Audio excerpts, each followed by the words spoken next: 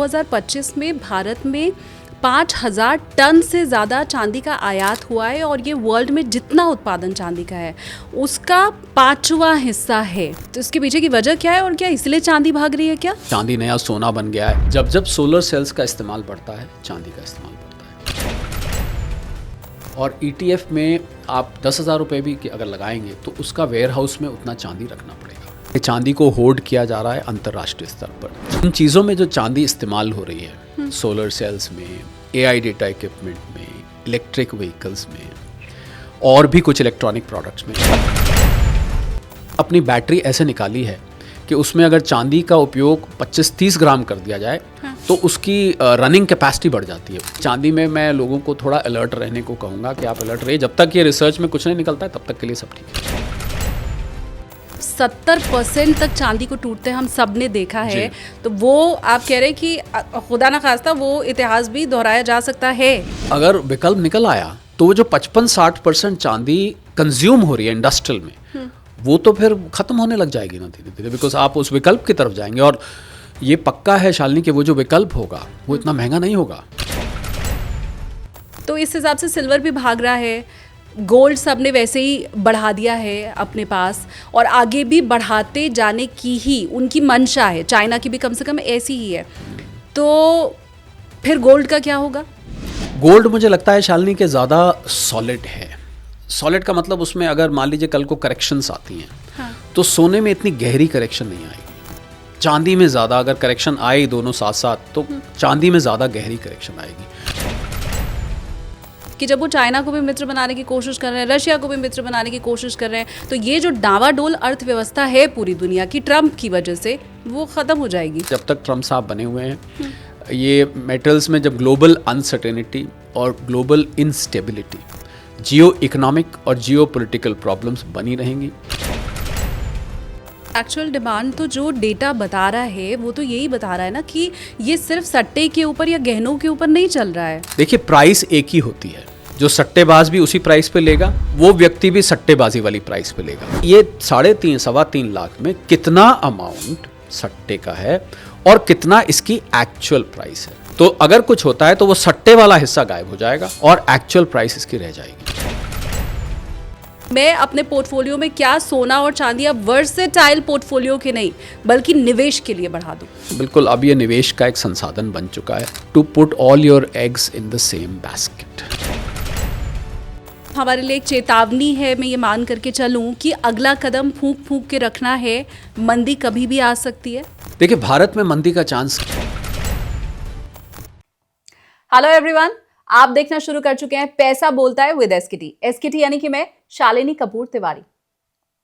चांदी के दामों ने उथल पुथल मचा रखी है। कभी अचानक से बहुत दाम बढ़ जाता है और कभी अचानक से क्रैश हो जाती है। इसके पीछे की वजह क्या है? 2026 में क्या सोना और चांदी वैसी ही तेजी दिखाने वाला है, रैली दिखाने वाला है जैसी 2025 में हुई थी? ये जो बड़े बड़े देश हैं जिसमें भारत भी शामिल है, रशिया, चाइना, इंडिया, ये अचानक से जो सोने का अपना स्टॉक है वो बढ़ाते चले जा रहे हैं। सेंट्रल बैंक्स जितने भी हैं वो जो गोल्ड का स्टॉक बढ़ाते जा रहे हैं, उसके बाद सोने के दाम में क्या बहुत उछाल आना अभी बाकी है? चांदी का क्या होगा? ये समझने के लिए हमने हमारे पॉडकास्ट में इनवाइट किया अर्थशास्त्री शरद कोहली सर को। बहुत ध्यान से आज का ये पॉडकास्ट आप सुनिएगा। पहली चीज तो उन्होंने ये कही है भारतीय महिलाओं को कि ट्रम्प साहब का आपको धन्यवाद देना चाहिए क्योंकि नेटवर्थ आपकी जो बढ़ी है उसके पीछे ट्रम्प साहब का हाथ है। सोना चांदी का भंडार भारतीय घरों में है, सबकी नेटवर्थ बढ़ गई है और उसके पीछे ट्रम्प साहब को पूरा क्रेडिट दिया जाना चाहिए, उन्हें थैंक्स बोलना चाहिए।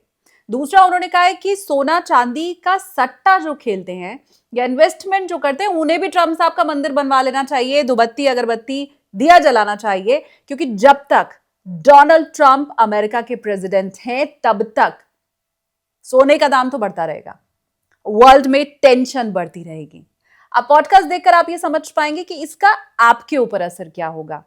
जो प्रति व्यक्ति आय भारत की बताई गई है 2030 तक $4,000 हो सकती है, क्या उसमें कुछ कमी तो नहीं आएगी? भारत का जो ग्रोथ रेट है, क्या वो तो कम नहीं हो सकता है? क्योंकि शरद कोहली सर ने क्लियरली इंडिकेट किया है कि मंदी की आहट यूरोप में शुरू हो चुकी है और इंडिया भी आगे चल के अछूता नहीं रहेगा। ध्यान से पॉडकास्ट को आपको सुनना है, आगे फॉरवर्ड करना है, लेकिन आगे मैं बढ़ूं, शरद कोहली सर को हम थैंक्स बोलें यहां आने के लिए, उसके पहले आप पैसा बोलता है को सब्सक्राइब कर लीजिए और इस पॉडकास्ट को लाइक कीजिए। और चलिए हम मिलकर के स्वागत करते हैं शरद कोहली सर का। बहुत स्वागत है सर आपका। Thank you so much. आज के पॉडकास्ट की शुरुआत मैं चांदी के साथ करने जा रही हूँ। मुझे बहुत अच्छा लग रहा है क्योंकि जब से मैंने देखा है, ये पहली बार है जब सोने से ज़्यादा चांदी के ऊपर चर्चा की जा रही है। एक डेटा मैं देख रही थी सर, तो उसमें बताया था कि 2025 में भारत में 5,000 टन से ज़्यादा चांदी का आयात हुआ है और ये वर्ल्ड में जितना उत्पादन चांदी का है उसका 5वां हिस्सा है। तो इतना जो मैं समझ पाई वो ये कि अगर इंडिया ने इतना आयात किया है तो ये खाली सट्टा नहीं हो रहा है या इसके गहने नहीं बन रहे हैं। इतना बड़ा चेंज इंडिया का। और उसी रिपोर्ट में सर ये भी था कि चाइना और रशिया, ये 3 बड़ी कंट्रीज़ हैं जो लगातार चांदी के आयात को बढ़ा रही हैं और स्टोर कर रही हैं। तो इसके पीछे की वजह क्या है और क्या इसलिए चांदी भाग रही है क्या? बिल्कुल इसी वजह से भाग रही है। जो दिखता है वो बिकता है और जो बिकता है उसकी कीमत भी बढ़ती है फिर। तो भारत में आपने चांदी के आयात की बात करी, पहले मैं उसको एड्रेस कर देता हूँ। 3 जगह चांदी का इस्तेमाल हो रहा है भारत में, अगर भारत की बात करें। पहला, भारत में भी सोलर से, आपको पता होगा प्रधानमंत्री सूर्य घर नाम से एक योजना प्रधानमंत्री जी ने लॉन्च करी थी कि आप घर पे सोलर सेल्स लगाइए, बैटरी लगाइए, अपने लिए भी बिजली लीजिए और कुछ बेच भी सकते हैं आप। 25 लाख घर इस योजना का फ़ायदा उठा चुके हैं। उसमें गवर्नमेंट सब्सिडी देती है, 70-80 हज़ार तक की सब्सिडी आपको मिलती है। तो जब जब सोलर सेल्स का इस्तेमाल बढ़ता है, चांदी का इस्तेमाल बढ़ता है, पहला। दूसरा, आपको पता होगा कि इलेक्ट्रिक व्हीकल्स भारत में बहुत पुख्ता तरीके से पुश किए जा रहे हैं। इनफैक्ट दिल्ली एनसीआर जैसे इलाके में जहाँ पर पोल्यूशन की समस्या बहुत नाक में दम करा हुआ है सबके, वहाँ पर इलेक्ट्रिक व्हीकल्स का प्रचलन बढ़ाया जा रहा है, उनकी कीमतें कम करी जा रही हैं, उनका चार्जिंग इंफ्रास्ट्रक्चर बढ़ाया जा रहा है। इलेक्ट्रिक, ये मैं वो चीज़ें ले रहा हूँ जहाँ चांदी का इस्तेमाल होता है। और तीसरा, चांदी में शालिनी इस तरीके से इन्वेस्टमेंट आ रही है इस समय, जिसको हम ETF कहते हैं। और ETF में आप 10,000 रुपये भी अगर लगाएंगे तो उसका वेयर हाउस में उतना चांदी रखना पड़ेगा, आप हवा में नहीं होता है वो। और चौथा, जो MCX है, कमोडिटी एक्सचेंज है, वहाँ पर भी कुछ लोग डिलीवरी एनफोर्स कर देते हैं। डिलीवरी एनफोर्स का मतलब होता है कि जब कॉन्ट्रैक्ट एक्सपायरी की डेट आती है तो उस समय आपके एक तो कॉन्ट्रैक्ट एक्सपायर हो जाता है, प्रॉफिट या लॉस बुक कर लेते हैं, या आप एक्सचेंज को कह सकते हैं कि मैं इसकी डिलीवरी लूँगा या लूँगी, तो फिर एक्सचेंज को उसकी डिलीवरी एक्सचेंज लिए। अब ये तो नहीं कि जितनी चांदी MCX पर ट्रेड होती है उस सबका स्टॉक MCX रखता है, क्योंकि सब लोग नहीं डिलीवरी, कुछ हिस्सा रखता है, तो उनके वेयर हाउसेज से वो लेती है। तो इंडस्ट्रियल यूज़ में, ETFs में, और बाकी जो लक्ष्मी गणेश, पायल और वो जो चांदी के चम्मच से पैदा होते बच्चे को शहद पिलाते हैं, चांदी के ग्लास में डाल के, कटोरी में डाल के, वो सब चीज़ें तो चल ही रही हैं, वो तो पहले से चल रही हैं और शायद अब ज़्यादा और लोग लेने लगे, अब भाई चांदी नया सोना बन गया है। तो इन चीज़ों को मिला के भारत में इसका आयात हो रहा है। और ये बात भी आपकी ठीक है कि चांदी को होल्ड किया जा रहा है अंतर्राष्ट्रीय स्तर पर। 60% चांदी की जो रिफाइनिंग है, चांदी जब निकलती है ना शालिनी, तो बहुत भत्ती सी होती है, काली सी, गंदी सी, आपको देख के मन नहीं करेगा। आप वो जो सुंदर सी पायल या सुंदर सा आप कुछ भी बनाते हैं चांदी का, वो इतना सुंदर लगता है, चमकता है वाइट कलर का और व्हाटएवर, पर जब चांदी निकल के आती है खानों से तो आपका देखने का भी दिल नहीं करेगा। तो उसको रिफाइन करना पड़ता है। वो रिफाइनिंग कैपेसिटी 60% चाइना ने अपने पास कर रखी है और चाइना ने इसको रेयर अर्थ मिनरल कैटेगरी में डाल दिया है, क्योंकि उनको पता लग गया है कि ये अब इसके बिना गुजारा नहीं है। क्योंकि ये जो 3 चीज़ें, और AI डेटा इक्विपमेंट, ये भी भारत में कम नहीं बन रहे हैं। मैं भाई बताऊँ आपको, सेमीकंडक्टर चिप्स में भी कुछ एक में AI रिलेटेड ये यूज़ होने लग गई है। तो इसकी वजह से भारत में इसका आयात हो रहा है। तो मुझे लगता है कि जहाँ तक दुनिया भर की बात करें, पर चांदी के बारे में क्योंकि आपने बात चांदी से शुरू करी है, तो एक मैं आपको बात बताना चाहूँगा जो शायद अभी तक कहीं किसी ने नहीं बताई है। ये अंदर की बात है। अंदर की बात है इसलिए है क्योंकि ज़्यादातर लोगों को नहीं पता है कि इन चीज़ों में जो चांदी इस्तेमाल हो रही है, सोलर सेल्स में, AI डेटा इक्विपमेंट में, इलेक्ट्रिक व्हीकल्स में, और भी कुछ इलेक्ट्रॉनिक प्रोडक्ट्स में। इनफैक्ट एक मुझे पता लगा कि किसी कंपनी में, या नाम नहीं लूँगा, किसी को हम फ्री पब्लिसिटी नहीं देते, आपके चैनल बहुत चलता है, उनको बिना पैसे दिए क्यों हम किसी का नाम लें। उसने अपनी बैटरी ऐसे निकाली है कि उसमें अगर चांदी का उपयोग 25-30 ग्राम कर दिया जाए तो उसकी रनिंग कैपेसिटी बढ़ जाती है, मतलब उसकी माइलेज बढ़ जाती है व्हीकल की। तो अब देखिए, खेल देखिए कि अगर चांदी जिस रफ्तार से महंगी हो रही है इस समय, जब हम बात कर रहे हैं, आपका शायद वीडियो 1-2 दिन में लाइव जाएगा, 3.25-3.5 लाख के बीच में खड़ी हुई है। तो कॉस्ट ऑफ प्रोडक्शन इन चीज़ों की आपको नहीं लगता कि बढ़ रही होगी? क्योंकि जब महंगी, भाई वो लोग इस्तेमाल कर रहे हैं तो उनको तो महंगा लेना पड़ रहा है ना। तो इसका मतलब आपके इलेक्ट्रिक व्हीकल्स महंगे होंगे, सोलर सेल्स महंगे होंगे, AI डेटा इक्विपमेंट महंगा होगा। और ये ऐसी चीज़ें हैं जिनकी कीमतें आगे आगे घटनी चाहिए, ना कि बढ़नी चाहिए। तो आखिर एक लिमिट होगी ना जहाँ तक इसको बनाने वाला इतनी महंगी खरीदता रहेगा। तो अंदर की बात मैं ये बताना चाहता था कि यूरोप और अमेरिका में बिल्कुल सीरियस नोट पे, और इसको खोला नहीं गया अभी, पर क्योंकि मुझे इस बात की जानकारी है तो मैं इसको बताऊंगा, रिसर्च चल रही है कि क्या हम चांदी का कोई विकल्प निकाल सकते हैं कि अगर ये इतनी महंगी हो गई तो भैया कहाँ से हम बनाएंगे, ये चीज़ें तो बहुत महंगी हो जाएंगी। तो अगर चांदी का शालिनी ऑल्टरनेट निकल आता है तो बड़ी बात हो जाएगी, क्योंकि फिर एकदम से जो इंडस्ट्रियल, और अगर 100 यूनिट डिमांड होती है चाइना चांदी निकलती है तो 56% चांदी कंज्यूम होके ख़त्म हो जाती है। ख़त्म हो जाती है मतलब, अब आप पहले मिठाई लेते थे ना, चांदी का वर्क होता था, थोड़ा ना उस चांदी को आप रिसाइकिल कर सकते हैं, आप तो उसको खा जाते हैं या फेंक देते हैं, जो भी करते हैं। बाय द वे, अगर आपको पान में आजकल चांदी के वर्क को दे रहा है तो वो झूठ बोल रहा है। 50 रुपये के पान में कहाँ से वो 3.5 लाख रुपए किलो की चांदी लगाएगा। तो अगर इसका विकल्प निकल आता है तो फिर चांदी के लिए वो जो कंजम्पशन वाला पार्ट है वो खतरे में आ जाएगा। तो इसलिए चांदी में, जितना चांदी ने रिटर्न दिया है उतना ज़्यादा चांदी में रिस्क भी है। ये मैं आपको और आपके फॉलोअर्स, व्यूअर्स, सब्सक्राइबर्स को आगाह करना चाहता हूँ। अभी कुछ नहीं निकल के आया है, आज जब हम बात कर रहे हैं उस रिसर्च में कुछ नहीं निकला है। पर आमूमन देखा गया है कि जब जब साइंटिस्ट किसी चीज़ के पीछे पड़ जाते हैं और डीप रिसर्च करने लगते हैं, पूरा अनुसंधान करने लगते हैं, तो कुछ ना कुछ रास्ता निकल आता है। हमने वैक्सीन्स के टाइम देखा, हमने स्पेस के टाइम देखा, हमने कितनी चीज़ों का देखा कि कुछ ना कुछ उसका रास्ता निकाल लिया जाएगा। तो जब तक वो रास्ता नहीं निकलता तब तक चांदी चमकती रहेगी। अगर किसी, तो इस मेरा कहने का मतलब ये था कि जो लोग चांदी में निवेश करते हैं, जिनके पास चांदी भर भर के रखी हुई है या चांदी में निवेश करना चाहते हैं, उनको इस खबर पर बड़ी बारीकी से नज़र रखनी चाहिए। अगर हल्की सी भी कहीं खबर आ गई, क्योंकि चांदी में इतनी सट्टेबाजी भी हो रही है शालिनी, कि 1 किलो चांदी के पीछे 356 कॉन्ट्रैक्ट चलते हैं।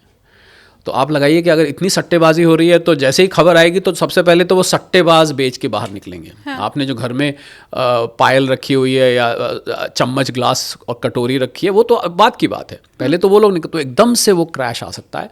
तो इसलिए चांदी में मैं लोगों को थोड़ा अलर्ट रहने को कहूँगा कि आप अलर्ट रहिए। जब तक ये रिसर्च में कुछ नहीं निकलता है तब तक के लिए सब ठीक है। और इतिहास गवाह है, चांदी में तो इतनी वोलेटिलिटी हमेशा से रही है, मतलब 70% तक चांदी को टूटते हम सब ने देखा है। तो वो आप कह रहे हैं कि खुदा ना खास्ता वो इतिहास भी दोहराया जा सकता है 70% तक। मतलब अगर विकल्प निकल आया तो वो जो 55-60% चांदी कंज्यूम हो रही है इंडस्ट्रियल में, वो तो फिर खत्म होने लग जाएगी ना धीरे धीरे, बिकॉज आप उस विकल्प की तरफ जाएंगे। और ये पक्का है शालिनी कि वो जो विकल्प होगा वो इतना महंगा नहीं होगा। फिर तो विकल्प क्या हुआ, अगर वो विकल्प भी इतना महंगा हुआ तो फिर फायदा क्या हुआ रिसर्च करने का। पर अगर बराबर कीमत का भी होता है पर उसकी सप्लाई आसान, क्योंकि अभी क्या गेम चल रहा है कि कुछ देश इसको होर्ड करके दूसरे देशों के लिए प्रॉब्लम खड़ी कर रहे हैं। और अभी हाल में ऐसा हो नहीं सकता कि पॉडकास्ट और ट्रम्प साहब का जिक्र ना आए। तो हाल में क्या हुआ है, ट्रम्प साहब ने जो ग्रीनलैंड का अपना शुरू किया है, छोटे बच्चे को खिलौना चाहिए होता है ना, मुझे चाहिए मुझे चाहिए, मुझे बच्चे जिद कर लेते हैं तो मैं लेके रहूँगा यहाँ पर। तो ये जो उन्होंने जिद किया, इसकी वजह से यूरोप और अमेरिका के रिलेशन ख़राब हो गए हैं। आपको पता होगा बहुत अच्छे रिलेशन नहीं रहे। हालांकि डावोस में ट्रम्प साहब ने कहा चलो अच्छा ठीक है मैं अटैक नहीं करूँगा, कोई बात नहीं, आप घबराओ, आप ये मत करो, घबराओ मत, ये मत करो, पर रिलेशन स्ट्रेन हो चुके हैं। तो क्या है कि लंदन बुलियन मार्केट में एक बहुत बड़ा हब होता था चांदी सोने का, और दूसरा हब होता था न्यूयॉर्क में कॉमिक्स। तो पहले तो अंग्रेज़ों का याद था, कहते थे अंग्रेज़ों का तो सूरज ही नहीं डूबता, सारी दुनिया पे राज था, पर अब उनका रुतबा ख़त्म हो चुका है। तो लंदन बुलियन मार्केट और न्यूयॉर्क में इतने अच्छे रिलेशन से यूके चमचा था यूएस का, बिल्कुल हाथ जोड़ के जो कहिए आप सर हम कर देंगे। अब जब से रिलेशन ख़राब हुए हैं तो वहाँ शॉर्ट होती थी तो यहाँ से आ जाती थी, यहाँ शॉर्ट होती थी तो वहाँ से आ जाती थी। अब इस रिलेशन की वजह से वो जो आपस में स्वैप होता था वो भी अब कम हो गया है। तो इसकी वजह से शॉर्टेज महसूस की जा रही है, सट्टेबाजी ज़्यादा हो रही है, इंडस्ट्रियल डिमांड बढ़ रही है, इसलिए सोने को पीछे छोड़ते हुए चांदी कहते हैं जो नया सोना बन गई है। ये हमने चांदी के ऊपर बात की और उसके डेटा की हमने चर्चा की। एक दूसरा डेटा ये बताता है कि दशकों के बाद ऐसा हुआ है कि 2025 में जितने भी सेंट्रल बैंक्स हैं, वर्ल्ड सेंट्रल बैंक हैं, उन्होंने सोने का जो कुल वैल्यू है अमेरिकी ट्रेजरी बॉन्ड से ज़्यादा उसमें निवेश भी किया है। और ये जो पूरा सेंट्रल बैंक का अब टोटल भंडार सोने का हो चुका है, ओवरऑल वर्ल्ड की मैं बात कर रही हूँ, वो $4 ट्रिलियन के करीब हो चुका है। मैं सवाल पहले पूछ रही हूँ, फिर उसके पीछे की जो वजह है जो मैं चाहती हूँ वैल्यू मेरे व्यूवर्स को मिले, वो अगले सवाल में मैं आपसे पूछूंगी। तो इस हिसाब से सिल्वर भी भाग रहा है, गोल्ड सब ने वैसे ही बढ़ा दिया है अपने पास और आगे भी बढ़ाते जाने की ही उनकी मंशा है। चाइना की भी कम से कम ऐसी ही है। तो फिर गोल्ड का क्या होगा? गोल्ड मुझे लगता है शालिनी के ज़्यादा सॉलिड है। सॉलिड का मतलब उसमें अगर मान लीजिए कल को करेक्शंस आती हैं, हाँ, तो सोने में इतनी गहरी करेक्शन नहीं आएगी। चांदी में ज़्यादा अगर करेक्शन आए दोनों साथ साथ तो चांदी में ज़्यादा गहरी करेक्शन आएगी, क्योंकि सोने का उतना इंडस्ट्रियल यूज़ नहीं है। च्यवनप्राश में या जो भस्मी बनाने में आयुर्वेदिक की दवाइयों में यूज़ होता है, या फिर ज्वेलरी के लिए यूज़ होता है, ज़्यादातर इसके लिए इस्तेमाल किया जाता है। पहले मुझे याद है मेरे एक अंकल होते थे, छोटा सा था मैं, उनका एक दांत सोने का हुआ करता था। हाँ। पहले के लोग लगाते थे एक दांत बीच में, वो बड़ा फैशन माना जाता था, वो बड़ा it used to be a reflection of your wealth कि इनके पास सोने का दांत है। उसके अलावा मुझे नहीं लगता सोना कहीं ज़्यादा इस्तेमाल किया जाता है। सोना is only considered as an investment, एक सेफ हेवन इन्वेस्टमेंट सोने को माना जा रहा है। और मुझे ऐसा लगता है कि जब तक ट्रम्प साहब बने हुए हैं तब तक ये सोना बहुत ज़्यादा डीप करेक्शन में तो नहीं आएगा, क्योंकि वो चैन से बैठ ही नहीं सकते। उनको सुबह कुछ, दोपहर को कुछ, रात को कुछ ना कुछ नया शगुफा नहीं। पर उन्होंने चैन से बैठने वाला स्टेटमेंट अभी दिया है जब उन्होंने मुहर लगा दी है कि अप्रैल में वो चाइना जाने वाले हैं। और उन्होंने ये कह दिया, रशिया को उन्होंने आमंत्रित किया कि मेरा जो पीस मूवमेंट है उसमें आप भी हमारे साथ आइए। तो ये इन्विटेशन उनकी तरफ से रशिया को दिया गया है। तो अब तो ये माना जा रहा है कि जब वो चाइना को भी मित्र बनाने की कोशिश कर रहे हैं, रशिया को भी मित्र बनाने की कोशिश कर रहे हैं, तो ये जो डावाडोल अर्थव्यवस्था है पूरी दुनिया की ट्रम्प की वजह से, वो ख़त्म हो जाएगी। नहीं, बल्कि मुझे ऐसा लगता है शालिनी कि ये अनसर्टेनिटी को और ज़्यादा पैदा करेगा, क्योंकि उनकी ये जो पीस के प्रयास होते हैं ना, ये मुझे पता नहीं क्यों व्यक्तिगत तौर पे बहुत ज़्यादा उस पर विश्वास नहीं है। क्योंकि Nobel peace prize second hand, उनके चेहरे पे इतनी बड़ी स्माइल, मैडम मचाडो से उन्होंने वाइट हाउस में लिया, इतनी बड़ी स्माइल मैंने वर्षों तक ट्रम्प साहब की नहीं देखी। इतनी बड़ी स्माइल लेके उन्होंने लिया कि फाइनली मेरे हाथ आ गया, सेकंड हैंड ही सही। तो और ये कह दिया उन्होंने कि आप नॉर्वे की कमेटी को कि आप ये मुझे देना चाहिए था। उन्होंने कहा ये हमारे हाथ में नहीं होता, एक सरकार ने कहा ये प्राइवेट कमेटी देती है। कहते ठीक है, अगर पीस के लिए मुझे नहीं दिया गया तो मैं पीस के लिए प्रयास क्यों करूं। और फिर उन्होंने ये ग्रीनलैंड वाला काम शुरू कर दिया। तो मुझे यकीन नहीं है, आप जो कह रहे हैं भले ही वो रशिया चाइना को बुला लें, उनसे मीटिंग कर लें, पर मुझे अब, क्योंकि होता क्या है कि आप जब कोई बार बार जब एक ही बात को हरकत करता है तो आपका फिर विश्वास उठ जाता है। एक आध बार तो आप मान जाते हैं। मुझे व्यक्तिगत तौर पे कोई यकीन नहीं है। मुझे लगता है जब तक ट्रम्प साहब बने हुए हैं, ये मेटल्स में जब ग्लोबल अनसर्टेनिटी और ग्लोबल इनस्टेबिलिटी, जियो इकोनॉमिक और जियो पॉलिटिकल प्रॉब्लम्स बनी रहेंगी। अगर ये बनी रहती हैं तो सोना चांदी में पैसे कमाने वालों को ट्रम्प साहब को थैंक यू का एक कार्ड भेजना चाहिए कि आपकी वजह से हमारी वेल्थ बनी। भारत की सब गृहिणियों को जिनके पास झुमके, कंगन, चूड़ी, नेकलेस, सब कुछ चेन रखी हुई है, हाँ, उनको ट्रम्प साहब को एक थैंक यू भेजना चाहिए, क्योंकि जो उन्होंने 10 ग्राम शायद 5,000 10,000 कर लिया था, आज वो लाखों रुपए का हो चुका है। तो एक थैंक यू तो बनता है। जैसे भी हैं, हाँ, मैं तो ये मानता हूँ जैसे भी हैं, जो भी हैं वो करते होंगे लोगों को। यहाँ तो फ़ायदा करा दिया, 30,000 टन सोना लोगों के घर में पड़ा है। आज उसकी वैल्यू देखिए क्या से क्या होगी। और आपने बैंकों की बात करी, बैंकों ने जो सब्स्टिट्यूट किया, भारतीय रिजर्व बैंक का 9% गोल्ड रिजर्व हुआ करता था, आज वो 16% है। ये ठीक है कि बैंकों को फ़ायदा हो रहा है। और मैं तो एक ज्वेलर मुझे मिले पीछे शालिनी, तो उन्होंने कहा भाई सेल नहीं हो रही है, रोज़ रोज़ सोने का दाम बढ़ रहा है, शादी आ रही है, लोग बनवा ही नहीं रहे अब तो सोना। आपको याद होगा पिछले पॉडकास्ट में हमने 9 कैरेट 14 कैरेट की बात करी थी, पर लोग आते ही नहीं है, उनके पास सारा शुद्ध पड़ा था 22 कैरेट का। मैंने कहा अच्छा एक बात बताइए, आपके यहाँ कितना, मैंने देखा उनके चारों तरफ शोरूम भरा हुआ था, भारी भारी कुंदन के नेकलेस और वो पता नहीं क्या क्या थे, रानी हार, मुझे तो वो सारी चीज़ें पता नहीं, पर बहुत भरा हुआ था। मैंने कहा ये बताइए, चले सेल तो आपकी नहीं हो रही, पर ये स्टॉक आपका कितना पुराना है? कहते हैं हाँ कोई 2 साल, कोई 3 साल, कोई 1 साल। मैंने कहा आपकी नेटवर्थ बढ़ी है कि नहीं बढ़ी? एग्जैक्टली। तो वो फिर मुस्कुरा के चुप हो गए।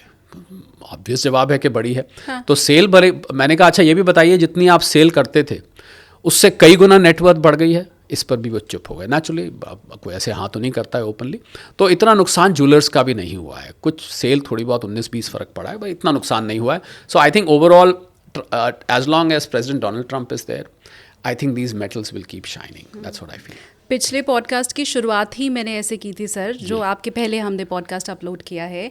मैंने मेरे जितने व्यूवर्स हैं उन सबको बधाई देते हुए शुरुआत की थी कि आप गरीब हैं, आप अमीर हैं, आपने सोने में निवेश किया है या नहीं किया है, आपकी नेटवर्थ बढ़ गई है, इसके लिए मेरी तरफ से आपको ढेर सारी शुभकामनाएं। और लेकिन ट्रम्प को तो थैंक यू नहीं बोला था सर, तो आपके कहने के बाद मुझे लगता है ट्रम्प को भी हम सबको मिलकर थैंक ज़रूर बोलना चाहिए। कॉमेंट सेक्शन खुला हुआ है, आप सिर्फ इसी काम के लिए। ठीक बात। अब इसी से फिर जुड़ा हुआ मेरा अगला सवाल, आप बहुत श्योर हैं इस चीज़ को लेके कि ट्रम्प जब तक प्रेसिडेंट हैं तब तक तो सोने और चांदी में बहुत गिरावट जैसा कुछ अभी, क्योंकि अब सोने के लिए मैं निश्चित तौर पे कह सकता हूँ। हाँ। चांदी का मैं आपको बता चुका हूँ, अगर कोई विकल्प आ जाता है तो चांदी में गिरावट आ सकती है। ये फिर मैं अपने साइड से ऐड ऑन कर देती हूँ कि मुझे ऐसा लगता है कि कोई विकल्प अगर आ भी जाता है तो उसे पॉपुलर होने और हर कंट्री के हाथ में पहुँचने में थोड़ा समय लगेगा। पर क्या है शालिनी, सॉरी आपको मैं टोक रहा हूँ यहाँ पर, क्या है कि जो सट्टेबाज होते हैं ना, जो स्पेकुलेटर्स होते हैं डेरिवेटिव मार्केट में, उनके लिए खबर ही काफ़ी होती है। सिर्फ कहीं से एक खबर सुनी कि चांदी का ऑल्टरनेट निकल आया, सक्सेसफुल एक्सपेरिमेंट हुआ, बस उनके लिए इतना ही काफ़ी है। और मैं एक इंटरेस्टिंग रिसर्च कर रहा था इस पर कि ये जो चांदी का दाम है इस समय, जब हम बात कर रहे हैं $93-94 के आसपास है, भारतीय रुपए में करीब 3.25-3.5 लाख। मैं उस रिसर्च को अभी कंक्लूड नहीं कर पाया हूँ। मैं ये रिसर्च कर रहा हूँ कि ये जो चांदी का 3.25 लाख रुपए का दाम है, इसमें कितना हिस्सा स्पेकुलेटिव है और कितना हिस्सा एक्चुअल डिमांड है। पर सर एक्चुअल डिमांड तो जो डेटा बता रहा है वो तो यही बता रहा है ना कि ये सिर्फ सट्टे के ऊपर या गहनों के ऊपर नहीं चल रहा है। नहीं, डोंट यू थिंक सो? मैं जवाब दे देता हूँ आपकी बात का। देखिए, प्राइस एक ही होती है, जो सट्टेबाज भी उसी प्राइस पे लेगा और वो व्यक्ति भी सट्टेबाजी वाली प्राइस पे लेगा, तो प्राइस तो एक ही चलती है। मैं तो ये रिसर्च कर रहा हूँ, इसमें सट्टेबाजी का एलिमेंट तो है ना, ये तो सिद्ध हो चुका है। अब ये तो मैंने आपको बताया, एक के पीछे 356 चलते हैं। तो मैं ये रिसर्च करने की कोशिश कर रहा हूँ जिसका अभी तक आउटकम नहीं आ पाया है, और बहुत कठिन है ये पता लगाना कि ये 3.5-3.25 लाख में कितना अमाउंट सट्टे का है और कितना इसकी एक्चुअल प्राइस है।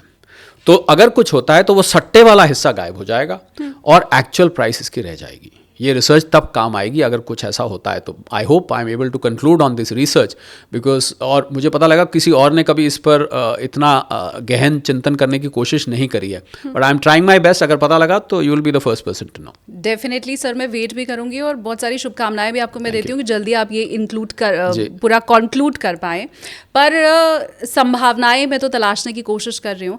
मैंने जब से इन चीज़ों को समझना शुरू किया है निवेश को, तब से मैंने यही देखा है कि हर एक्सपर्ट, इवन हमारे घर में पापा या जितने बड़े लोग हैं, वो हमें सोने और चांदी में निवेश सिर्फ उतना करने की सलाह देते रहे हैं जिसमें हमारा पोर्टफोलियो डाइवर्सिफाई हो पाए। इससे ज़्यादा किसी ने सलाह दी नहीं है।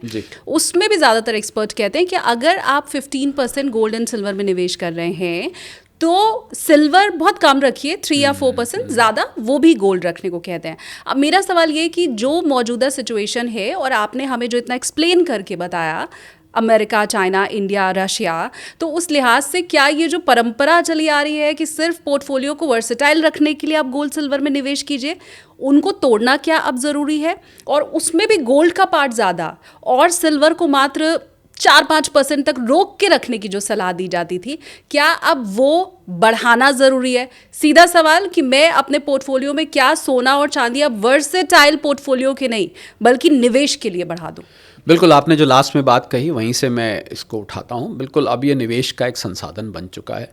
पिछले 2-3 साल में जो सोने चांदी में हुआ है, मुझे लगता है अगर कोई इसमें निवेश करने की सलाह ना ही देता है तो वो I don't think he is very well up to date about what's happening. और वो लोगों का, बल्कि मैं तो ये भी कहूँगा, लोगों का एक अपॉर्चुनिटी कॉस्ट होती है। अपॉर्चुनिटी कॉस्ट में आपका नुकसान हो गया क्योंकि आपने उस रैली को मिस कर दिया और आगे भी आप नहीं सलाह दे रहे हैं।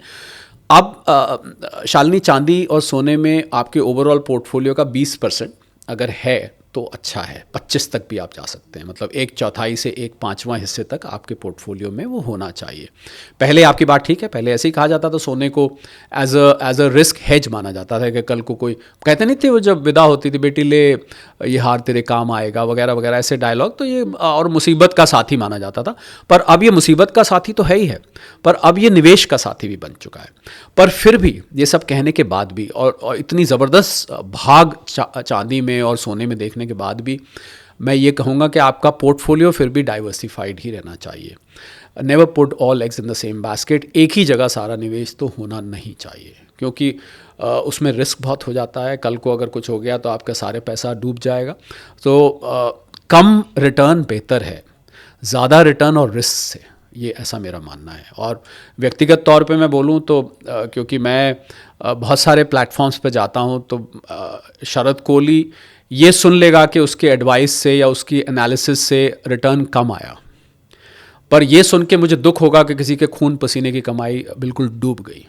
मैं ये गाली मुझे अच्छी लगती है कि आपकी सलाह से हमें रिटर्न कम आया, पर वो गाली मुझे अच्छी नहीं लगेगी जब कोई कहेगा कि आपकी वजह से मेरा पैसा डूब गया। पिछली बार आपने सिल्वर और गोल्ड में 20% निवेश की सलाह दी थी, आज भी आप उसे बढ़ा के 5% ही करने को कह रहे 20-25 ही रख रहा हूँ मैं, इससे ज़्यादा नहीं रख रहा हूँ। मैं अभी भी इससे ज़्यादा नहीं रख रहा हूँ क्योंकि कभी भी कुछ भी हो सकता है। जब तक देखिए गोल्ड को लेके तो आप श्योर हैं कि वो तो नहीं हाँ, बहुत डीप करेक्शन तो नहीं आएगा, पर फिर भी it is a bad strategy Shalini to put all your eggs in the same basket.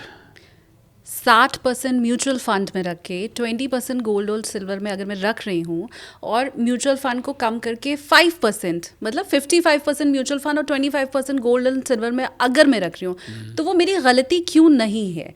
Mutual fund पे इतना ट्रस्ट क्यों, और आज की तारीख में भी गोल्ड पे ट्रस्ट कम क्यों? क्योंकि जो आज हो रहा है, क्या हमें उसका कल पता था? ये मेरा आपसे सवाल है। क्या आज जो गोल्ड और सिल्वर में रैली दिख रही है, आज से मेरा मतलब पिछले 1-2 साल की बात कर रहा हूँ, क्या हमें 5 साल पहले ये पता था? क्या हमें 4 साल पहले ये पता था? हमें नहीं पता था। तो हम ये कैसे यकीनन तौर पे कह सकते हैं कि अगले 2-3 साल में क्या होने वाला है? पर ये जो स्ट्रैटेजी है डाइवर्सिफिकेशन की, ये this is green at all times. ये आपको कभी भी नुकसान नहीं देगी। म्यूचुअल फंड्स की आपने बात करी कि जब म्यूचुअल फंड रिटर्न नहीं दे रहे हैं और शेयर मार्केट हिली हुई है फिर से एक बार ट्रम्प साहब की वजह से, तो ऐसे में क्यों आप म्यूचुअल फंड की सलाह दे रहे हैं? तो मैंने तो, आपको याद होगा, आपके चैनल पे पहले 5 एसेट क्लासेस का नाम लिया था। मैंने स्टॉक्स का नाम लिया था, शेयर्स का, मैंने म्यूचुअल फंड्स का नाम लिया था, मैंने गोल्ड सिल्वर का नाम लिया था, मैंने कुछ एफडीज के लिए भी कहा था और मैंने कुछ रियल एस्टेट के लिए भी कहा था।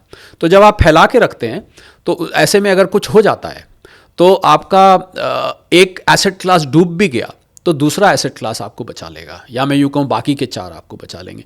पर अगर इसमें कल को कुछ हो गया तो फिर तो आप कहीं के नहीं रहेंगे। सो somebody can make a comment कि I am being very conservative, और मैं जो एक स्टॉक मार्केट में कहावत होती है Shalini, trend is the friend, कि जिस तरफ की हवा है वहीं बह चलिए ना। बड़ा आसान है। तो आपको सिर्फ हवा तेज़ चलिए, आपको खड़े ही होना है तो आपको चलने का एफर्ट भी कम करना पड़ेगा, वो बहुत आसान है करना। But I would still recommend a multi asset allocation. और आपने कहा म्यूचुअल फंड्स में क्यों नहीं, क्योंकि ये सारी सलाह लॉन्ग टर्म के लिए है, और लॉन्ग टर्म में अगर शेयर मार्केट किसी एक साल में, यही तो शेयर मार्केट की खूबसूरती है। अगर शालिनी, मुझे आप एक बात का जवाब दीजिए, अगर शेयर मार्केट खाली एक ही डायरेक्शन में ऐसे जाएगी तो लोग तो काम धंधा छोड़ देंगे अपना। क्या ज़रूरत है? आज 10 लगाइए, कल 20, परसों 20 लगाइए, फिर 25 लगाइए, फिर 40, तो आपको काम करने की ज़रूरत क्या है? फिर तो आप यही करते रहिए ना, रोज़ लगाते जाइए, पैसा डबल, कभी 50%, कभी 25% रिटर्न मिलता जाएगा।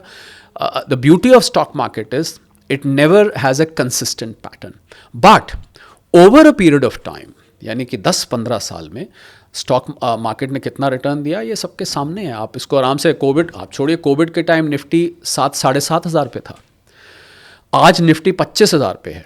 5 साल में निफ्टी ने करीब 3.5 गुना के आसपास का ग्रोथ दिखाया है, और ये ट्रेंड कंसिस्टेंट रहता है क्योंकि उसकी वजह है। मैं ऐसा नहीं कि मैं कोई एस्ट्रोलॉजर हूँ, मैं भविष्यवाणी कर रहा हूँ, क्योंकि स्टॉक मार्केट बनता है शालिनी कंपनीज को मिला के। अब आपकी भी एक कंपनी है, हाँ, SKT मीडिया सॉल्यूशंस। अब ये कंपनी 1 साल 2 साल 3 साल पहले जब भी बनी होगी, जब ये बनी थी और आज में उसकी परफॉर्मेंस फ़र्क है, उसकी टर्नओवर फ़र्क है, उसका रेवेन्यू फ़र्क है। आप कल को अपना स्टूडियो खोलेंगे, आप कल को 2 स्टूडियो खोलेंगे, 3 स्टूडियो खोलेंगे, मीडिया में और एक्सपैंड करेंगे, तो क्या होता है, कॉर्पोरेट वर्ल्ड प्रॉफिट के लिए चलता है और वो कांस्टेंट एक्सपेंशन और ग्रोथ की ट्रैजेक्टरी में रहता है। तो जब कंपनीज ग्रो करती रहती हैं, बिकॉज कॉर्पोरेट वर्ल्ड में कहा जाता है ईदर यू ग्रो और यू पेरिश, मतलब या तो आप ग्रो कर रहे हैं, अगर आप ऐसे भी चल रहे हैं ना तो आप नीचे जा रहे हैं, क्योंकि आपके कॉम्पिटिटर्स आपसे आगे भाग जाएंगे, तो आप अगर कांस्टेंट चलेंगे तो आप नीचे जाने लग जाएंगे, आप ग्रो करेंगे तो आप चलते रहेंगे। तो जब कॉर्पोरेट वर्ल्ड ग्रोथ ट्रैजेक्टरी पे रहता है तो मार्केट तो अपने आप ग्रो करती है। तो लॉन्ग टर्म के लिए स्टॉक मार्केट नहीं नुकसान देती। हाँ, 1-2 साल के नज़रिए से कोई देखेगा तो उसको बीच में बुरे साल दिखाई देंगे, जैसा आपने कहा कि मुझे म्यूचुअल फंड अगर रिटर्न नहीं दे रहे हैं तो मैं क्यों म्यूचुअल फंड की तरफ देखूँ, मैं क्यों ना सोने चांदी की तरफ ही देखूँ। वो ठीक है, सोना चांदी आज की चर्चा में है, पर हो सकता है 2 साल बाद ना रहे, हो सकता है 6 महीने बाद ना रहे, हो सकता है 1 साल बाद ना रहे। मेरा एक्सपीरियंस फाइनेंस की दुनिया में 35 साल का है, मैंने बहुत उतार चढ़ाव देखे। तो मैं आपको अपने सारे एक्सपीरियंस के बेसिस पे कह रहा हूँ कि आप किसी हवा में बह मत जाइए, हो सकता है हवा कल को ना चले, तो फिर आप क्या करेंगे, फिर तो आप खाली सोने चांदी में फंस जाएं। अब मान लीजिए किसी ने आज की डेट में 3.25 लाख पे चांदी अपनी सारा पैसा लगा दिया। अब जब सारा पैसा लगा दिया और 2 साल बाद मान लीजिए चांदी गिर के 2.5 लाख हो गई, अब उस बेचारे का तो वो पैसा सारा का सारा फंस गया। वो बेचता है तो लॉस करता है, बना रहता है तो कोई रिटर्न नहीं है। So that is why multi asset allocation is the best strategy. और खासकर जब आपको याद होगा पिछली आपकी पॉडकास्ट में मैंने एक मंदी का जिक्र किया था 2026 में, खासकर जब मंदी की आहट सुनाई दे रही हो तो ऐसे में तो मल्टी एसेट एलोकेशन और भी ज़्यादा रेलिवेंट हो जाता है। So you should spread your risk, come return ले लीजिए, पर बहुत ज़्यादा रिटर्न लालच बुरी बला।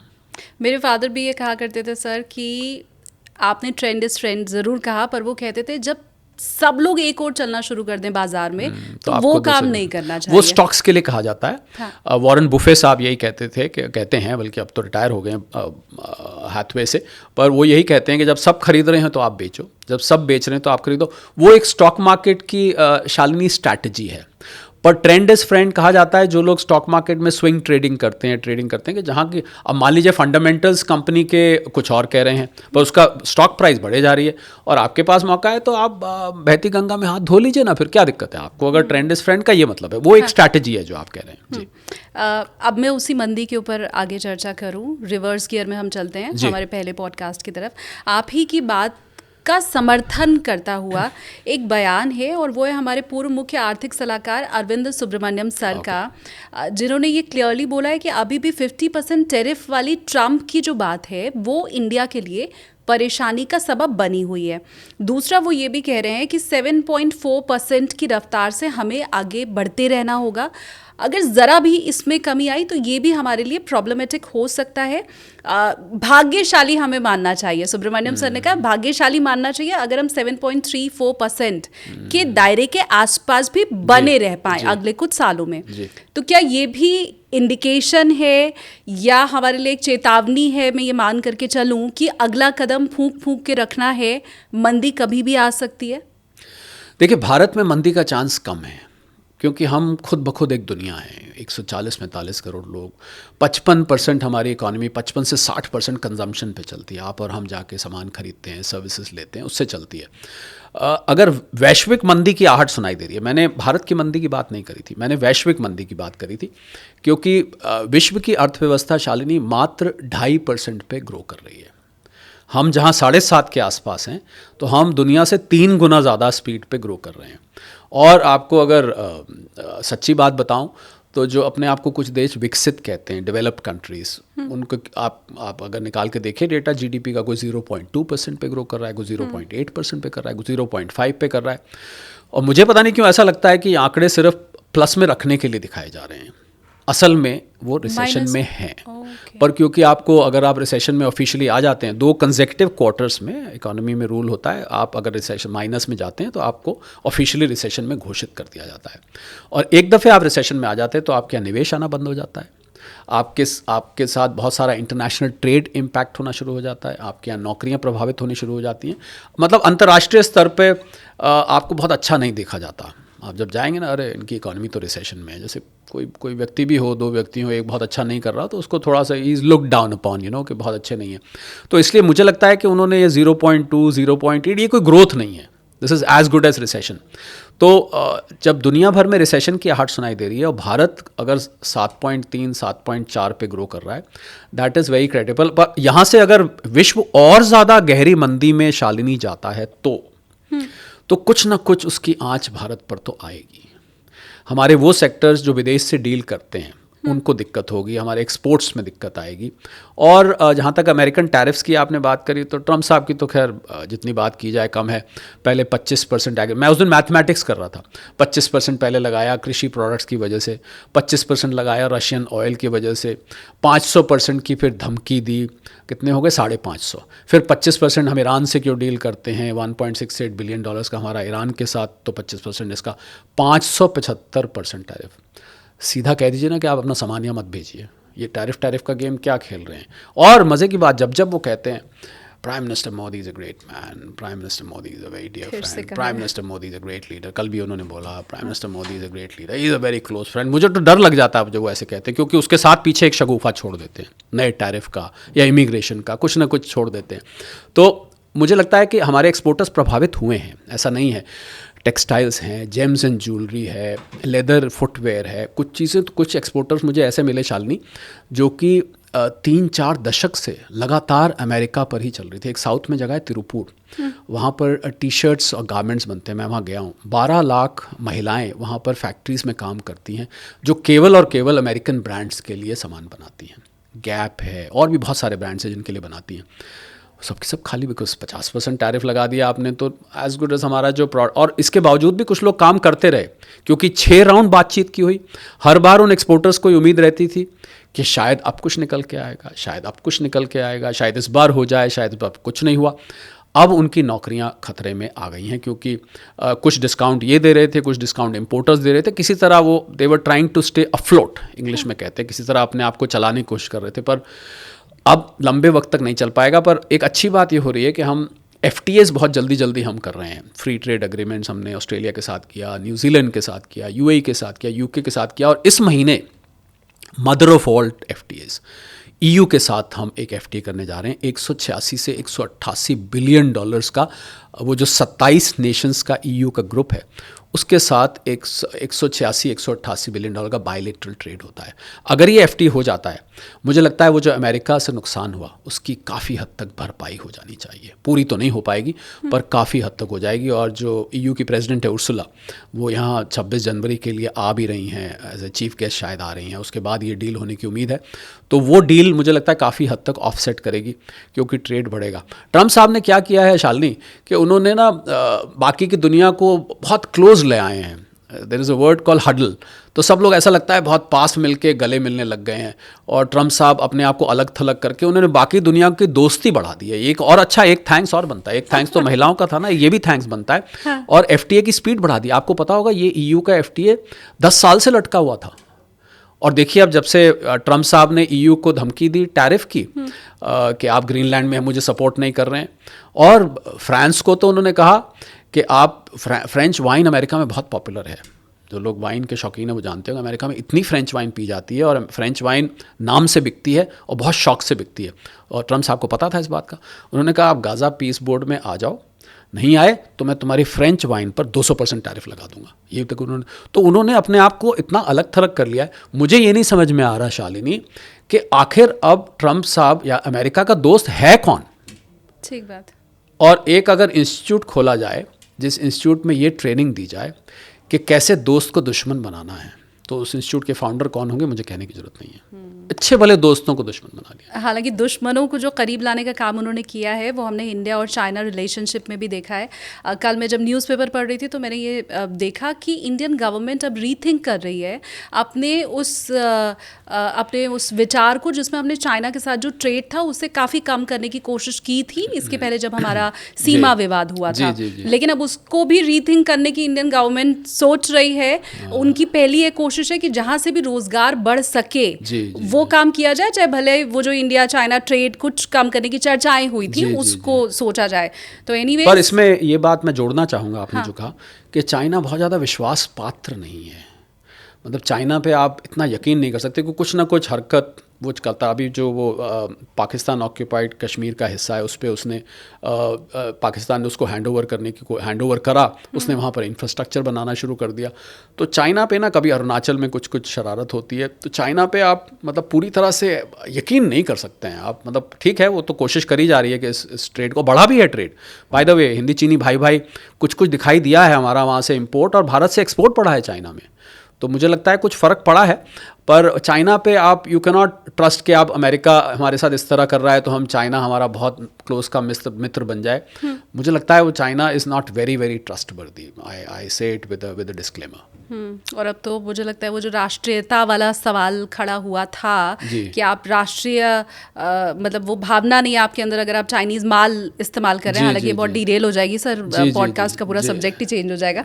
तो मैं इसको यहाँ पे छोड़ते हुए अगला सवाल आपसे ये लेती हूँ कि आप ये कह रहे हैं कि इंडिया में तो मंदी बहुत नहीं आएगी लेकिन थोड़ा सा असर होगा। हम सबको ये मालूम है कि प्रति व्यक्ति आय बढ़ने की बात हमें बताई गई है 2030 तक। 2019 में भारत में प्रति व्यक्ति आय $2000 थी जो कि 2026 में बढ़ करके $3000 हो गई है। मतलब हम जिस समय बात कर रहे हैं उस समय भारत में प्रति व्यक्ति आय $3000 चल रही है और हमें सर ये बताया गया है कि 2030 तक ये और बढ़ के $4000 हो जाएगी। मैं समझना ये चाहती हूँ कि अगर वो मंदी भारत में भी आई भले थोड़ी सी जैसा आप कह रहे हैं तो क्या उसका असर हम सबके ऊपर पड़ेगा? क्या हम ये जो सोच के चल रहे हैं कि 2030 तक भारत में प्रति व्यक्ति आय $4000 हो जाएगी तो क्या वो नहीं हो पाएगी? मतलब सीधा सवाल अगर मैं पूछूं तो भारत में मंदी की आहट के बाद क्या इसका असर मेरे ऊपर पड़ेगा, आम आदमी के ऊपर पड़ेगा क्या? देखिए लोगों को मिला के देश बनता है तो इसलिए आपको शायद मैंने पिछली बार ये आंकड़ा पता नहीं शेयर किया था कि नहीं किया था, मैं उसको अगर किया भी था तो दोबारा बना देता हूँ। बहुत ही इंटरेस्टिंग और काम का आंकड़ा है कि 90% आबादी 25,000 रुपये से कम कमाती है इस देश में। यानी कि अगर 140 करोड़ हम हैं तो 126 करोड़ लोग 25,000 से कम कमाते हैं। तो पर कैपिटा कैसे निकाला जाता है ये तो लोग जानते होंगे। टोटल जीडीपी को टोटल पॉपुलेशन से डिवाइड कर दिया जाता है और पर कैपिटा। तो अभी मैं पर कैपिटा को शालिनी बहुत एक्यूरेट नहीं मानता क्योंकि हमने ना अपने आप को गिना नहीं है बहुत दिन से। हमारा सेंसस कहाँ हुआ है? आप पहले बताइए हम 135 करोड़ हैं कि 140 करोड़ हैं कि 145 करोड़ हैं, ये तो अभी हमें मालूम ही नहीं है। अब किसी ने पूछा किसी से कि भाई बताओ जरा, वो गणित में बहुत उस्ताद था, कहते थे कुछ भी गिन के बता। उसने कहा बताना जरा इस शहर में कौवे कितने हैं, तो वो बोला 5,47,356, बिल्कुल 1 सेकंड में।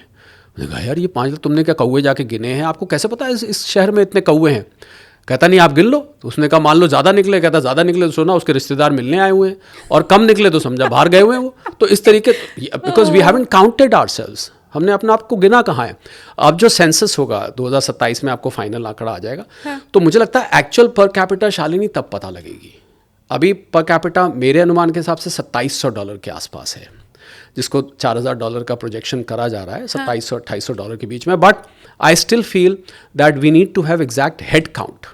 हमें पर कैपिटा होता है जीडीपी को पॉपुलेशन से डिवाइड कर। तो पहले अब हेड काउंट निकालें तो सही, हम कितने, हम 140 करोड़ हैं कि 45 करोड़ हैं कि 35 करोड़ हैं कि कोई तो 150 करोड़ अब बोलने लग गया। हर साल हम 2-2.5 करोड़ उसमें बढ़ा के बोल देते हैं।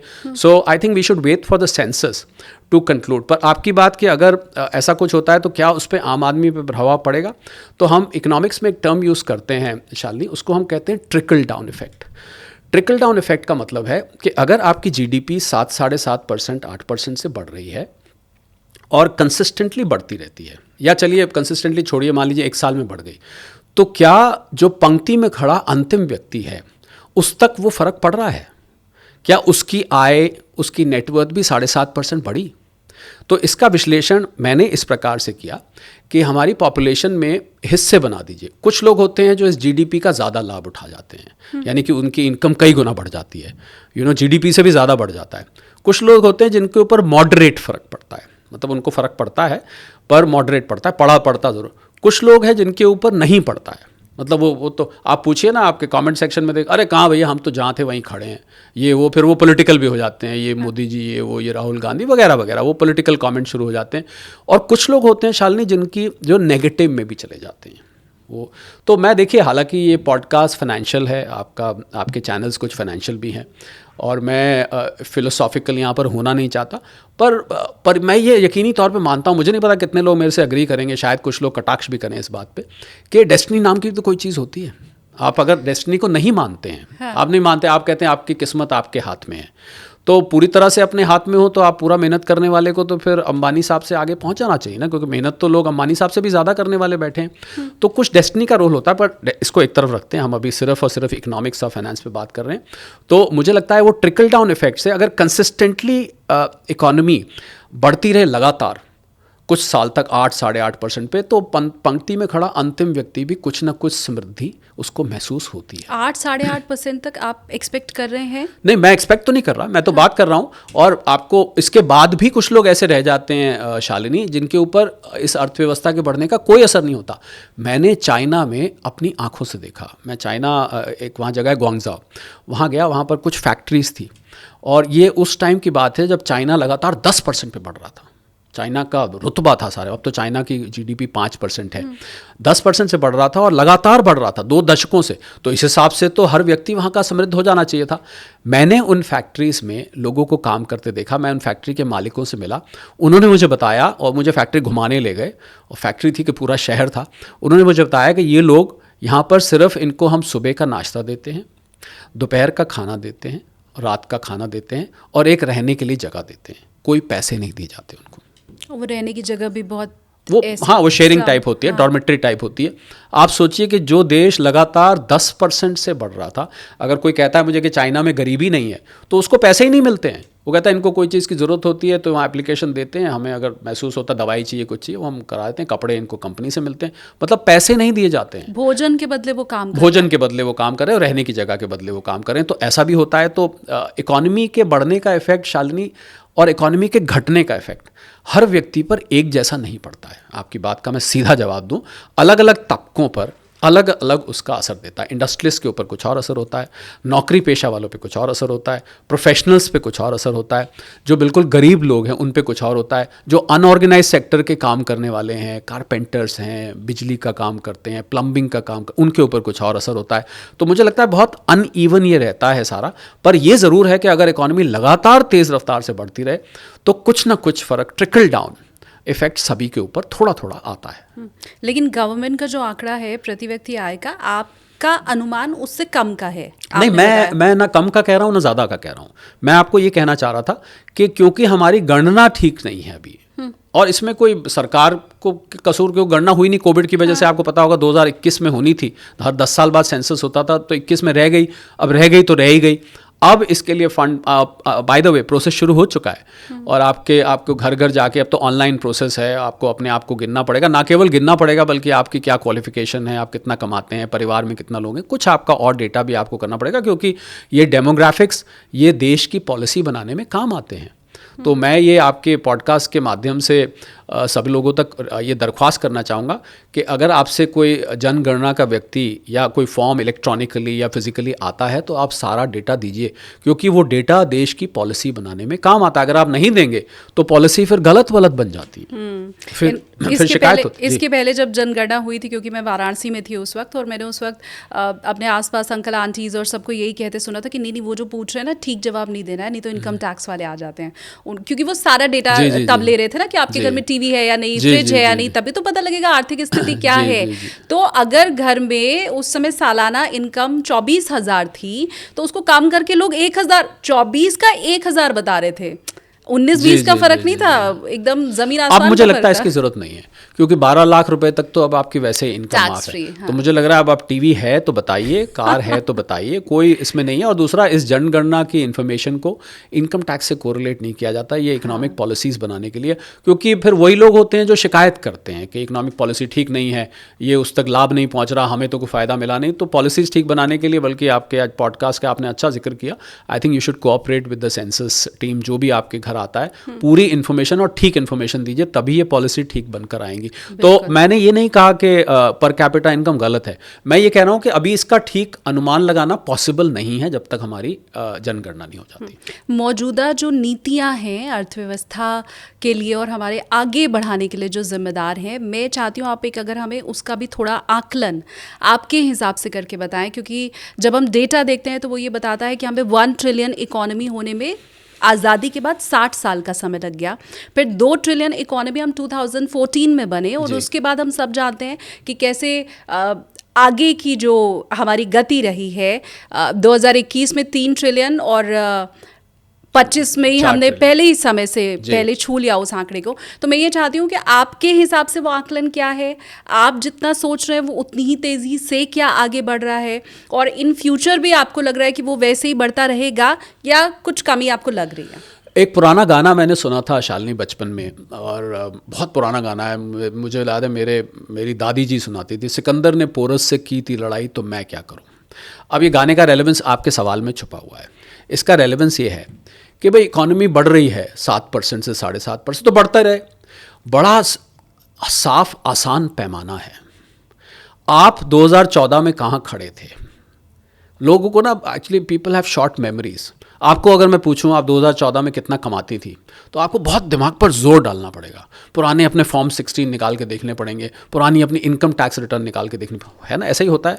तो हमारी मेमोरी क्योंकि शॉर्ट है, सबसे अच्छा तरीका है पता लगाने का कि आपकी जो व्यक्तिगत अर्थव्यवस्था है, छोड़िए देश की अर्थव्यवस्था, छोड़िए बजट में क्या अनाउंसमेंट है, छोड़िए पर कैपिटा, छोड़िए जीडीपी, कुछ सब कुछ छोड़िए, आपकी अपनी अर्थव्यवस्था 2014 में या जो आपने 2021 में और आज आपकी अर्थव्यवस्था में क्या 2014 के बाद और इसमें कोई फ़र्क पड़ा है?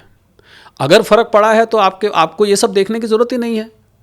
कुछ अच्छा हुआ होगा या कुछ बुरा हुआ होगा। आपकी बुरी हो गई है तो आप कहेंगे कि हमारे साथ तो कुछ नहीं हुआ।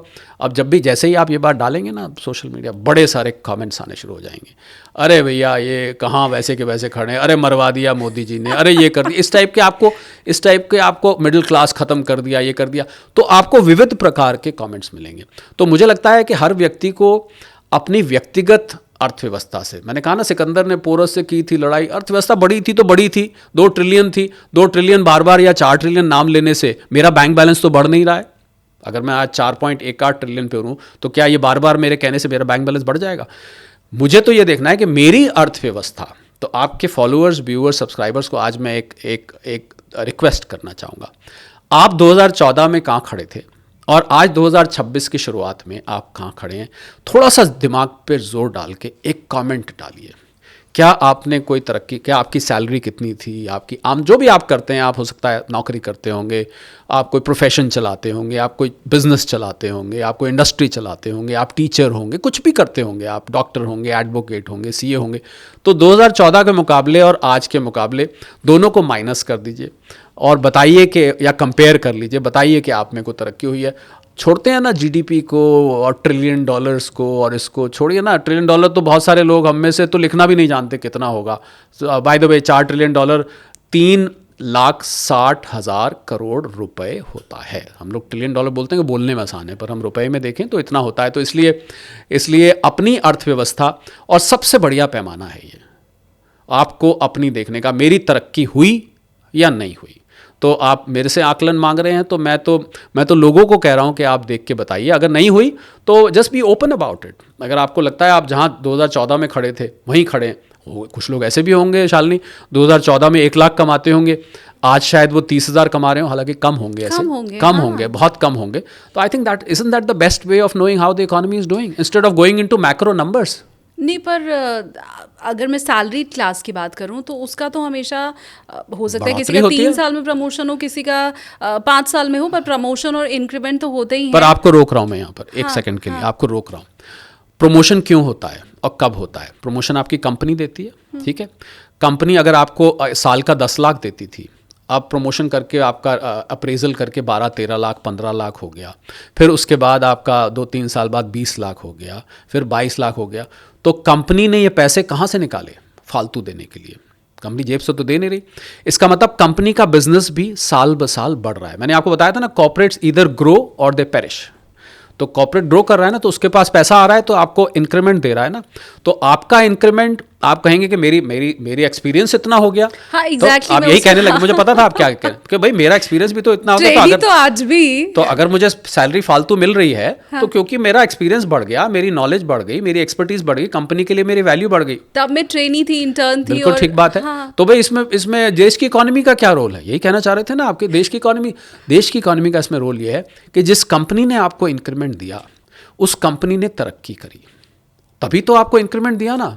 जेब से थोड़े ना वो डायरेक्टर साहब पर मेरे आगे वाले रिटायर हो गए, उनकी जगह मैं सीनियर बन गई। अब जो अभी भी नया बच्चा आ रहा है कंपनी में, जो ट्रेनी है, इंटर्न है, मैं तो स्पेशली मीडिया की ही बात करूंगी, तो उनकी स्थिति भी मैंने जब शुरुआत की थी उससे बहुत अलग नहीं है।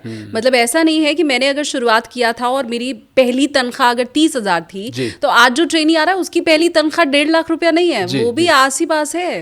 नहीं, वो ठीक है आपकी बात। हाँ। पर ये भी सच है, सारे लोग रिटायर नहीं हो गए। सब लोग, ऐसा नहीं हुआ कि जितने लोग आए, अगर मीडिया के, मुझे नहीं पता मीडिया इंडस्ट्री की क्या पोजीशन है इस समय, पर ये पता लगता है कि मीडिया इंडस्ट्री फाइनेंशियली थोड़ा स्ट्रगल करती रहती है और बहुत सारे चैलेंजेस फेस करने पड़ते हैं।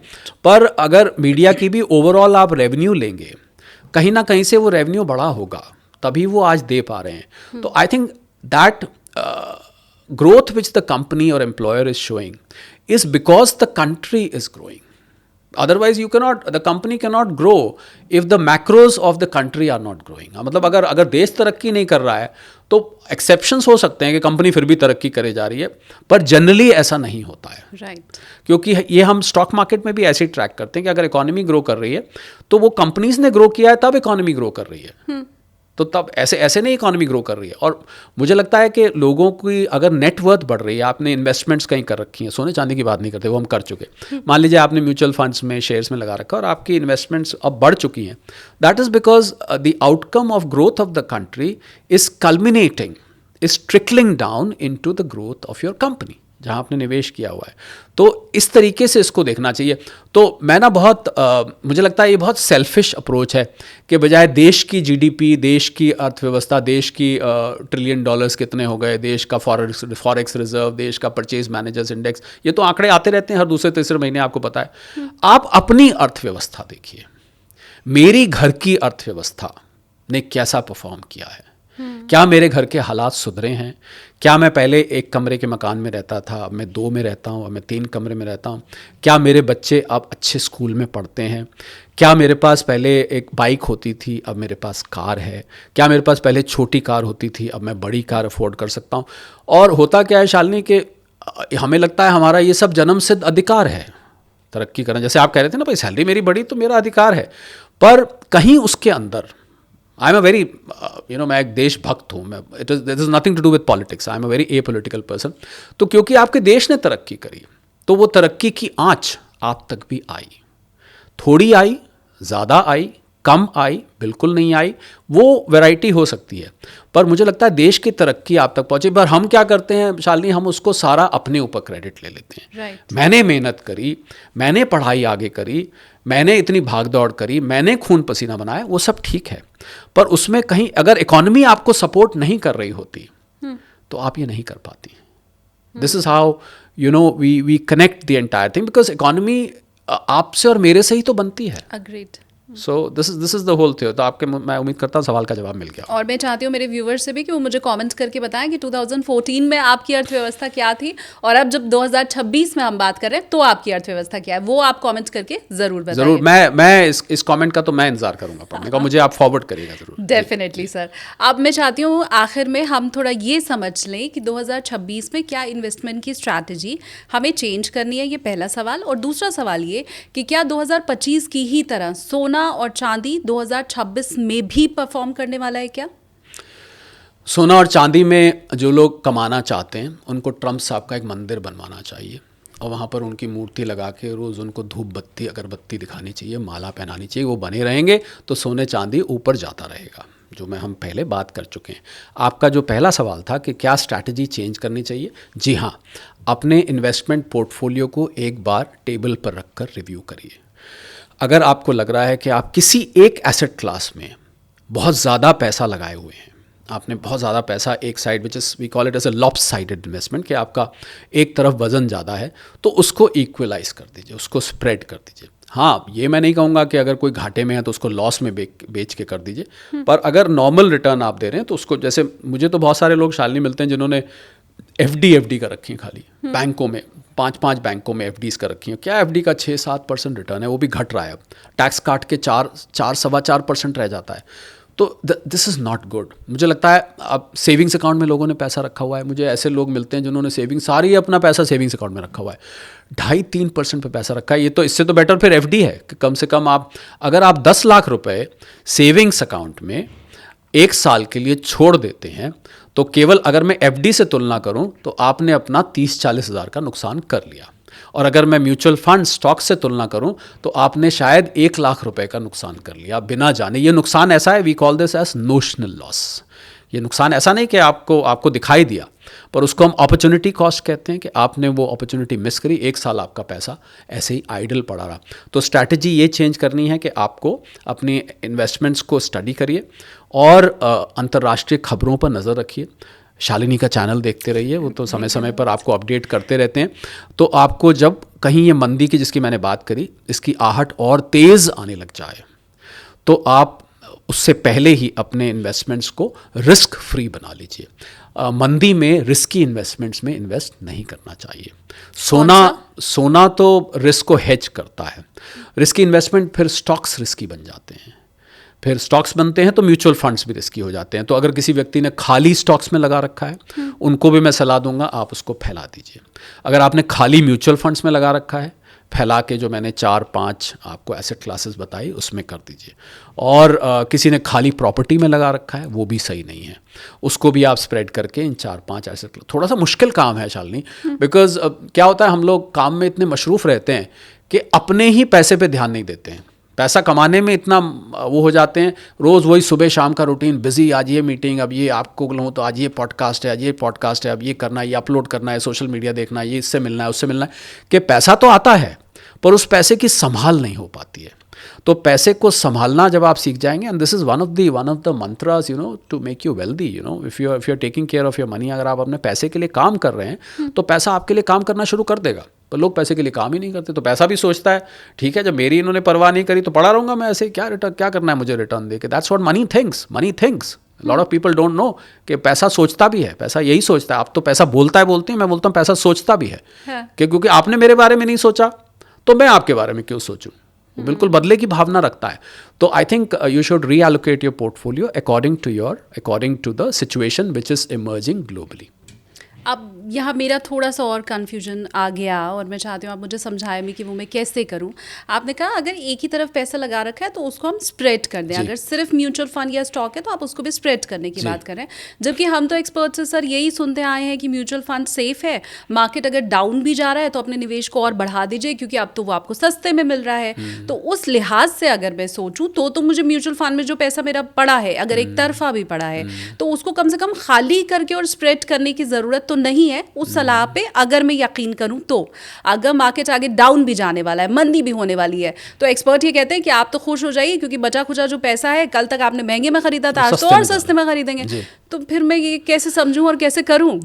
म्यूचुअल फंड सही है और म्यूचुअल फंड सेफ है, यही आपने कहा ना। हाँ। म्यूचुअल फंड सेफ है, साथ में ट्रम्प साहब भी हैं। ये मैं एक स्लोगन में ऐड करता हूँ नीचे, क्योंकि क्या होता है कि मैंने स्प्रेड करने को इसलिए कहा कि अगर मार्केट बहुत डीप करेक्शन में चला जाता है, और देखिए जब हम म्यूचुअल फंड के होराइजन की बात करते हैं, मैं खुद उसको बात करता हूँ जो आप कह रहे हैं, मैं खुद भी यही बात कहता हूँ, पर वो 10-15 साल के लिए होता है। 10-15 साल में म्यूचुअल फंड सही है, 10-15 साल के लिए म्यूचुअल फंड सेफ है, पर बीच में 2-3 साल ऐसे आएंगे। अभी आप, और इसका तो जीता जागता एग्जाम्पल दे सकता हूँ मैं जो बात कह रहा हूँ। आपने देखा कि 2023-24 में जिन्होंने SIP करी हुई थी, 60 लाख SIP के अकाउंट्स बंद किए गए। अब म्यूचुअल फंड सही है, सेफ है, तो तब भी था, पर लोगों में पेशेंस नहीं है। म्यूचुअल फंड तो सेफ है, पर पेशेंस कहाँ है? उसके साथ ट्रक भरकर पेशेंस चाहिए, तब म्यूचुअल फंड सेफ है। और क्योंकि पेशेंस नहीं है, अगर मान लीजिए 2 साल ऐसे गए कि ट्रम्प साहब ने फिर कुछ शगुफा छोड़ दिया और मार्केट एकदम करेक्शन में चलेगी, मुझे ऐसी उम्मीद है कि 2026 में शालिनी मार्केट के लिए सबसे वॉलेटाइल साल रहने वाला है। और मैं बताऊं, शायद आपके दर्शक जो स्टॉक मार्केट को फॉलो करते हैं उनको ये बात मालूम होगी कि एक मार्केट में फियर इंडेक्स होती है, उसको वॉलेटिलिटी इंडेक्स भी कहते हैं, VI। हाँ। और ये इंडेक्स बताती है कि मार्केट इस टाइम कितनी वॉलेटाइल है, कितनी उतार, इसकी बाकायदा इसका रीडिंग इस समय 13-14 पे आ गई है। मुझे आपका शायद वीडियो जाए उस समय 19-20 हो जाए। तो जब ये इंडेक्स बढ़ती है, ये बताता है कि मार्केट में उतार चढ़ाव बहुत ज़्यादा होंगे। तो एकदम से हाई जाएगा, फिर एकदम से करेक्शन आएगा, फिर हाई जाएगा। तो ऐसे में क्या है, लोगों के जिसका सारा पैसा लगा होगा उसकी तो दिल की धड़कन सोचिए मार्केट्स के साथ जुड़ जाएगी। वो तो बेचारा रोज़ सुबह उठ के पहले मार्केट चेक करेगा, अरे ये क्या, एक दिन बहुत खुश, एक दिन बहुत दुखी। तो मैं नहीं चाहता कि आपकी हार्ट बीट्स जो हैं वो इतनी तेज़ चलने लग जाए कि आपको हाइपर टेंशन हो जाए। सो अगर आपका रिस्क स्प्रेड है तो मार्केट ऊपर नीचे जाएगी तो आपको फ़र्क नहीं पड़ेगा। तो अब मैं इसको कंक्लूड करता हूँ ये बोल के कि मार्केट, म्यूचुअल फंड सेफ़ है, म्यूचुअल फंड सही है, पर उसके साथ एक ट्रक लोड का पेशेंस चाहिए, पूरा ट्रक भर के 15 साल के लिए। फिर हिलिए मत, फिर देखिए मत, होने चाहिए। और साथ में ट्रम्प साहब भी हैं, तो ट्रम्प साहब ऐसा कुछ करते रहेंगे जो मार्केट को, देखिए ना पिछले 4 दिन ट्रम्प साहब ने क्या मार्केट को, उनकी स्टेटमेंट मार्केट को हिलाती हैं। मैंने जो वो बनाया हुआ है ना, मुझे पता नहीं आपके पॉडकास्ट में मैंने पहले बताया था कि नहीं बताया था, मैंने एक ट्रम्प मूड इंडेक्स बनाया हुआ है, नहीं बताया TMI। हाँ। ये मैंने अपना बनाया हुआ है। हाँ। और बाकायदा उसको मैं प्लॉट करता हूँ। ट्रम्प साहब के मूड दिन में 3 बार प्लॉट करा जाता है। वो सुबह कैसे थे, दोपहर में कैसे थे, रात को कैसे, सुबह क्या बयान ये दिया। हम कैसे चेक कर सकते हैं? नहीं, ये तो मेरी व्यक्तिगत है, अच्छा, पब्लिक ओके। डोमेन में नहीं है ये। हाँ। आप तो सीरियस हो गए। ये मैंने अपने लिए रखा हुआ है कि उसको ट्रम्प मूड इंडेक्स, और आप मानेंगे नहीं, उसका पीछे का ग्राफ प्लॉट करा अगर मैं दिखाऊं तो क्या ECG में ऊपर नीचे होता होगा जो इस इंडेक्स में होता है। तो ट्रम्प मूड इंडेक्स का कुछ पता नहीं कहाँ चली जाए, कहाँ नहीं चली जाए। So therefore if you have a lot of patience with you to keep your money invested for 10 years 15 years, mutual fund सही है, म्यूचुअल फंड सेफ है, but that patience is missing. इसलिए आप स्प्रेड करके रखेंगे तो आपको ये सब उतार चढ़ाव उतना इम्पैक्ट नहीं करेंगे। Thank you so much sir. 2026 में हमारी स्ट्रैटेजी क्या रही ये तो मुझे समझ आ गया, पर एक वादा आपने पहले किया था कि अगर मंदी की आहट भी आपको लगी, क्योंकि आपने कहा था वो 2 किलोमीटर दूर होगी तो मुझे पहले पता चल जाएगा, तो मैं पहले आपके पॉडकास्ट में आऊँगा। और दूसरा, आप जो रिसर्च कर रहे हैं, आज आपने पॉडकास्ट में कहा कि वो कॉन्क्लूड जिस दिन हो गया, हालांकि बहुत मुश्किल है आपने कहा उसको कर पाना, पर जिस दिन हो गया तो वो भी आप सबसे पहले हमें ही बताएंगे। ज़रूर, it will be my pleasure. और मंदी की आहट की जहाँ तक बात है, मुझे वो आहट जो सुनाई दे रही थी उसकी आवाज़ तेज़ होती जा रही है, पर जब तक मेरे कान में बहुत स्पष्ट नहीं पड़ेगी तब तक मैं आपको इसमें फॉर्मली नहीं बताऊंगा, क्योंकि मैंने आपको नेशंस का बताया है कि उनकी जो GDP की रफ्तार है वो बहुत अच्छी नहीं है। और ट्रम्प साहब पे नज़र बना के रखिए, मुझे लगता है आपको काफ़ी हद तक मंदी की आहट वहाँ से पता लग जाएगी। पर ये जो आवाज़ तेज़ हुई है, आपने अभी भी कहा ना कि मुझे मंदी की आहट की वो जो आवाज़ है और तेज़ होती दिखाई दी है, तो वो कितना किलोमीटर दूर से आ रही है, कुछ आइडिया लग पा रहा है? अभी भी बहुत नज़दीक आएगी तभी बात की जाएगी, क्योंकि मैं I don't want to scare, I don't want to create a situation where आपके फॉलोअर्स, व्यूअर्स, सब्सक्राइबर्स एकदम से डर जाएं। डराने का कोई इंटेंट नहीं है, पर काश मैं मंदी को रोक पाता। और आपको मैंने तो ये भी कहा था, आप जो बात भूल गई, कि मैं चाहूँगा कि मैं गलत हो जाऊँ। ठीक बात। मैं ये जोर दे के कह रहा हूँ कि मैं कुछ कह भी रहा हूँ और मैं ये भी कह रहा हूँ कि मैं काश मैं गलत हो जाऊँ, because it is not good for anyone. तो वो ना हो, हमारी तरफ से भी यही प्रार्थना रहेगी, मैं कहूँ तो वैसा ना हो और हमें उसके ऊपर चर्चा ना करनी पड़े। पर फिर भी अगली बार आपका इंतजार रहेगा, और क्योंकि इस बार के जो कमेंट है सर, आपने कहा है कि उनका आप भी वेट कर रहे होंगे, मैं मुझे आप बताइएगा अगर मैं मिस भी करूँ तो प्लीज। डन, और हम उसके ऊपर आगे चर्चा भी करेंगे। Thank you sir, thank you so much. Thank you very much.